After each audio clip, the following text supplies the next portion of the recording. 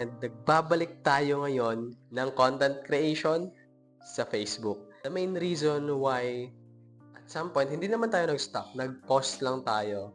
Mainly because may priority tayo, which is nagkaroon tayo ng work and napabayaan yung content. Right now, the main topic is all about personal development. What is really personal development? Sabi ni Google, personal development is a lifelong process of improving self-awareness, skills, mindset, and behaviors to achieve personal growth, fulfillment, and meaningful goals. Ano nga ba yung meaning nito?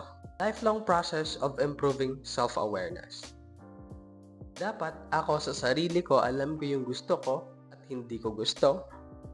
Alam ko yung attitude ko at alam ko yung character ko. Skills. Alam niyo ba guys na lately ko lang nalaman, hindi pala pera ang nagpapayaman sa tao. Ang nagpapayaman sa tao is skills. Kung ano yung skills na alam mo ngayon, magagamit mo yan para magkapera ka. Mas mahirap na skills, bakit kaya mas mataas yung sweldo ng doktor kesa sa construction worker? Kasi mas mahirap yung ginagawa ng doktor kesa ng construction. Mas konti yung nakakaalam ng ginagawa ng doktor kesa nakakaalam ng ginagawa ng construction worker. Don't get me wrong, hindi ko po dinadown yung mga nagtatrabaho sa construction. It's good, marangal na trabaho yan. But, if you want to really increase your income, you have to show up with a really different skills na konti lang yung nakakaalam.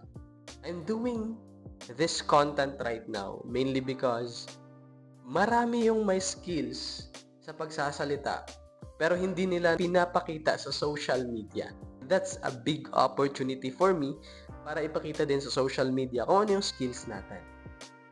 Siguro nga, I am gifted to having the skills of speaking or public speaking.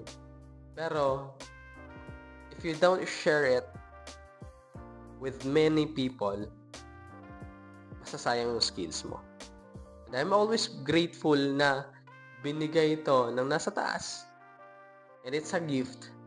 And if it is a gift from God, I do believe that I must share it. And that's the main reason bumabalik tayo right now sa content creation. Kasi alam ko sa sarili ko